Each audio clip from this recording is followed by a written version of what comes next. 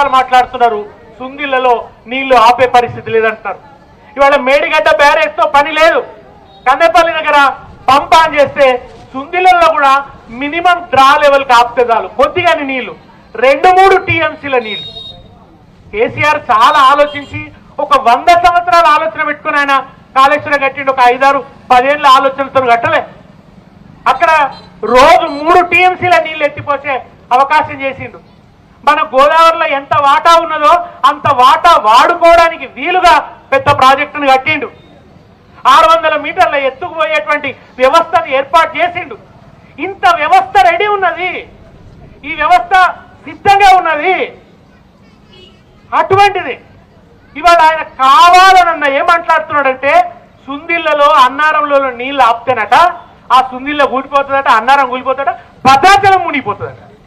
ఎక్కడి సుందిళ్ళ, ఎక్కడి అన్నారం, ఎక్కడి భద్రాచలం? కొన్ని లక్షల క్యూసెక్కుల నీళ్ళు వస్తే పెద్ద 500 సంవత్సరాలలో రానంత వరద గోదావరిలో వస్తే కూడా భద్రాచలం మునిగిపోలే. ఇవాళకి మనం 3-4 టీఎంసీలే నీళ్ళు ఆపుకుంటే ఒకవేళ నిజంగా ఆ ప్రాజెక్టుకి ఏమైనా అయినా ఆ నీళ్లు నదిలోకి పోయినా భద్రాచలానికి ఏం కాదు. పచ్చి అబద్ధాలు. ఊరికి అవాసు ఉండదు కదా రేవంత్ రెడ్డి మాట్లాడితే. ఎట్లా పడితే అట్లా మాట్లాడతాడు. నోటికి ఎంత వస్తే అంత. అందరు చెప్తున్నారు ఏం కాదు, నువ్వు నీళ్ళు ఎత్తిపోయాడు.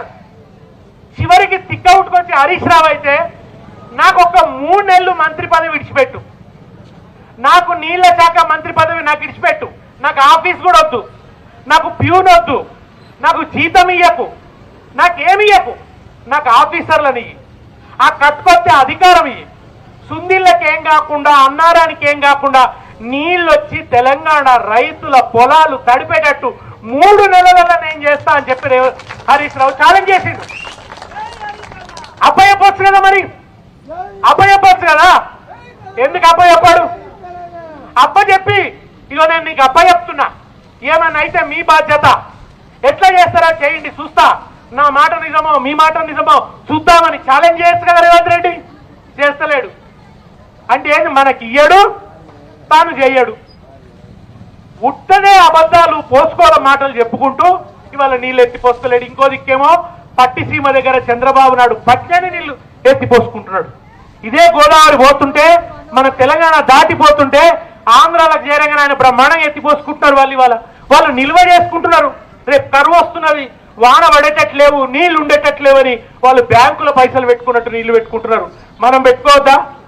మనం కూడా ఇవాళ రంగనాయక సాగర్ లో బ్యాంకుల పైసలు పెట్టుకున్నట్టు, త్రిజార్లో పైసలు పెట్టుకున్నట్టు పెట్టుకోవద్దా? మనం మల్లన్న సాగర్ నింపి పెట్టుకోవద్దా? మనం మన చెరువులని నింపి పెట్టుకోవద్దా?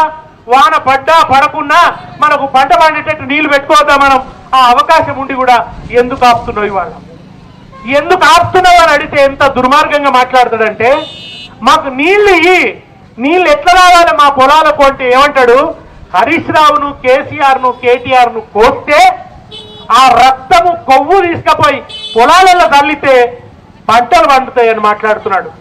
ఇట్లా మాట్లాడిన దుర్మార్గపు ముఖ్యమంత్రిని ఎవరినన్నా చూసినామా మనం? రక్తం బారిస్తావా నువ్వు ఇవాళ తెలంగాణలో? కేసీఆర్ నీళ్లు బారిచ్చిన కాలువలలో నువ్వు రక్తం బారిస్తావా? రక్తం బారిస్తా అంటున్నాడు. చివరికి మనం ఏమంటున్నాం, ఎంత దుఃఖం అంటే తెలంగాణ ఉద్యమంలో ఒక మాట అన్నాం, మా ప్రాణాలు తీసుకోండి, మేము అంటు పెట్టుకొని చచ్చిపోతామని మన పిల్లలు, మా ప్రాణాలు తీసుకోండి కానీ తెలంగాణ ఇయ్యండి అన్నారు. ఇవాళ మనం ఏమంటున్నాం, మా రక్తం తీసుకోరా రేవంత్ రెడ్డి, మా రక్తాన్ని తీసుకోరా, కానీ కాళేశ్వరం నుంచి నీళ్ళు ఎత్తిపోయి రాట్నం. ఇవాళ ఇంతకంటే దుఃఖం ఇంకోటి ఉంటుందా? ఇవాళ మనల్ని ఎందుకు ఇంత దుఃఖం పాలు చేస్తున్నాడు ఈ దుర్మార్గుడు? ఎందుకు ఇంత అన్యాయం చేస్తున్నాడు? రైతుల పొలాలు ఎండినా సరే, తెలంగాణ నాశనం అయిపోయినా సరే, నేను చెప్పిన అబద్ధం నిజం కావాలి. నేను కాళేశ్వరం పనిచేయదని చెప్పినా ఇప్పుడు నేను కట్కా అని చేస్తే నీళ్ళు వస్తే పొలాలు బారితే నా మాట అబద్ధం అవుతుంది, నా ఇజ్జత్ పోతుంది, నేను చేసిన ప్రచారం అంతా తప్పని తేలుతుంది. మళ్ళా నీళ్ళు వచ్చినాయంటే, మళ్ళా చెరువులు నిండినాయంటే ప్రజలకు ఆ చెరువు నీళ్ళల్లో కేసీఆర్ కనబడతాడు. కేసీఆర్ కనబడితే నాకు పుట్టగతులు ఉండవు, నా పని అయిపోతుంది అని చెప్పి ఇవాళ వార్కం కొద్ది నీళ్లు పారించకుండా చూస్తున్నాడు తప్ప, అరే అయ్యో రైతులు అన్యాయం అయిపోతారు నీళ్లు పారిద్దామని చెప్పి మాత్రం ఆలోచిస్తలేడు. ఇటువంటి పాలకుడు అవసరమా తెలంగాణ?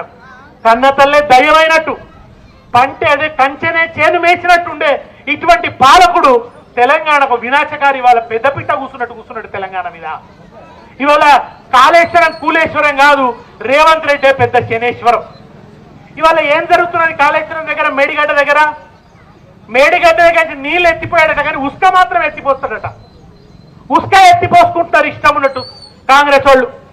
ఉస్క ఎత్తిపోసుకుంటూ కోట్ల రూపాయల డబ్బు చేసుకుంటారు. ఇవాళ ఆ ఉస్క ఎత్తిపోసుకుంటాం తప్ప, చెక్ డ్యాములు పేల్చి ఆ ఇసుక ఎత్తుకపోతాం తప్ప మేము నీళ్లు మాత్రం ఎత్తిపోయామని చెప్పంటున్నాడు. ఇవాళ ఎంత తక్కువ ఖర్చు. ఇవాళ మనకి ఇంట్లో ఏదైనా చిన్న ఉరుపులుంటే చదువుకోమా, ఇంట్లో ఏదైనా రిపేర్ వస్తే చదువుకోమా, లేదా బోరు ఒక పాయింట్ పడతలేదంటే ఇంకో పాయింట్ దగ్గర వేసుకోమా, నీళ్ళు కిందికి పోయినాయంటే పైపులు కిందికి దించమా, రైతు ఎట్లయితే పైపులు కిందికి తీస్తాడో బోర్ ఒకటి కాదనుకుంటే ఒకటి వేసుకుంటాడో అట్లా ఇవాళ కాళేశ్వరం రిపేర్ చేసి 31 నెలలు అయినా నువ్వు ఎందుకు రిపేర్ చేస్తలేవు?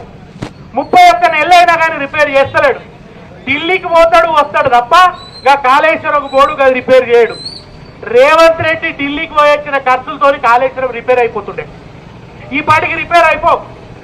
రేవంత్ రెడ్డి సంచులతోని మూటలు చంద్రబాబు నాయుడికి ఇచ్చిండు చూడండి, ఆ పైసలు పెడితే పాలమూరు ఎత్తిపోతలు పూర్తయిపోయి. ఇవాళ రేవంత్ రెడ్డి పరిపాలనలో నదులు ఆంధ్రాకు మారుతున్నాయి, నిధులు ఢిల్లీకి మారుతున్నాయి. అందుకనే ఇవాళ గల్లావట్టి నిలదీసేటందుకు నువ్వు నీళ్ళు ఎత్తిపోస్తావా లేకుంటే నిన్ను ఎత్తిపారేయమంటావా? రేవంత్ రెడ్డి కాళేశ్వరానికి నీళ్ళు ఎత్తిపోస్తావా నిన్ను ఎత్తిపారేయమంటావా? రేవంత్ రెడ్డిని ఎత్తిపారేస్తే తప్ప నీళ్లు రావు, తెలంగాణ బాగుపడదు. తిరిగి తెలంగాణ పచ్చగా ఉండాలంటే, సస్యశ్యామలంగా ఉండాలంటే కాంగ్రెస్ పోవాలి, కాంగ్రెస్ పోవాలి, కేసీఆర్ రావాలి. కేసీఆర్ వస్తేనే పచ్చని పంటలు పండాలి. అయినా కానీ ఇవాళ మన పోరాటం నువ్వు భేషజాలకు పోకు, కాళేశ్వరానికి నీళ్లు ఎత్తిపోయి రంగనాయక సాగర్ నింపు, బల్లన సాగర్ నింపు, చెరువులు నింపు, వాగులలో నీళ్లు పోయి తెలంగాణ పంటలు కాపాడు అనడం కోసమే ఇవాళ ఈ పాదయాత్ర. ఈ పాదయాత్ర రేవంత్ రెడ్డి కళ్ళు తెరిపించాలని, ఆయంత నీళ్లు ఉండగానే 92 మీటర్ల ఎత్తుండగానే ఈ రేవంత్ రెడ్డికి జ్ఞానోదయమై నీళ్ళు ఎత్తిపోయాలని కోరుకుంటూ మీ అందరి నుంచి సెలవు తీసుకుంటున్నాను. జై తెలంగాణ.